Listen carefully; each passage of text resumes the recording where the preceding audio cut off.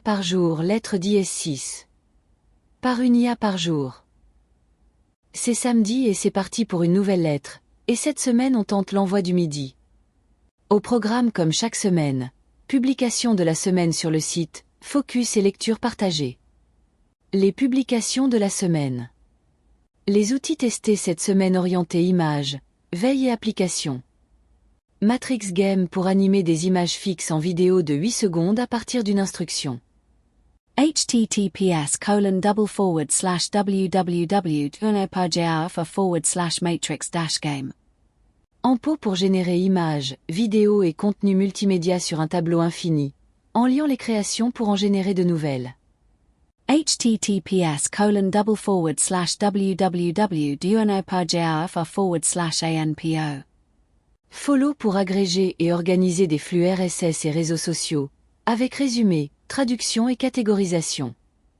https://www.unopagear/follow. Solid pour générer des applications web à partir d'une instruction. https://www.unopagear/solid. Blobu pour découvrir des résumés texte et audio de livres avec des générations d'histoires à partir de plusieurs œuvres. https://www.unopagear/blobu.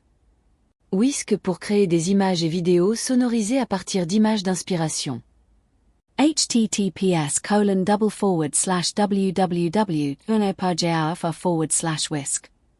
Paraflow pour concevoir des applications du contexte au prototypage. https://www.unopagear/paraflow.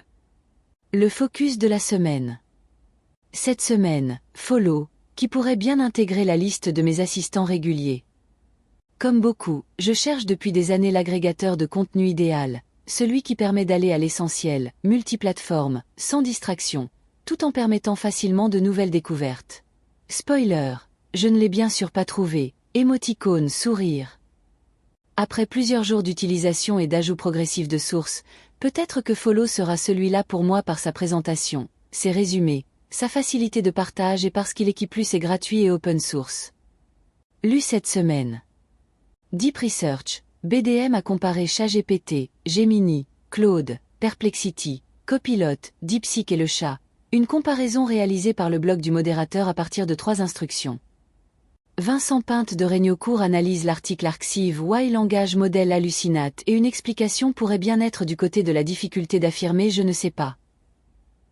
Un post d'Aurélie Raoul qui analyse une infographie de Bloomberg sur les accords économiques circulaires entre infrastructures et services d'IA, repris également dans cet article de développé.com.